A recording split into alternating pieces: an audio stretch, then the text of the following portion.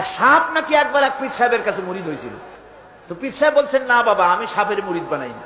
কয় যে, না হুজুর, বহুত আশা করে আসছি, গল্প তো, বহুত আশা করে আসছি, আমার মুরিদ বানান। আচ্ছা ঠিক আছে, তবে তোমাকে একটা কাজ করতে হবে। কি কাজ? জিকির আজগার এভাবে করবা, কিন্তু কাউরে দংশন করতে পারবে। হুজুর মেনে নিলাম।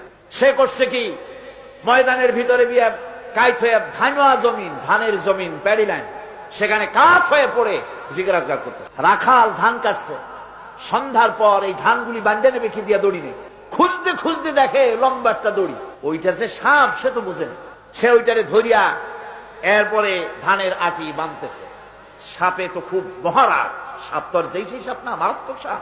সাপ বলতেছে, আরে বাবা, তুই আমারে দড়ি মনে করলি, আমি তোর কেমন দড়ি, মুরিদ না হইলে টার পাওয়া দিতাম। বান্দার কারণে সাপের ঘাড়ে মুচকে গেছে, ঘাড়ে খুব ব্যথা লাগছে। বাড়ি নিয়ে যখন দড়িটারে ফালাই, মাথা কোন রকম কাজ করিয়া বহু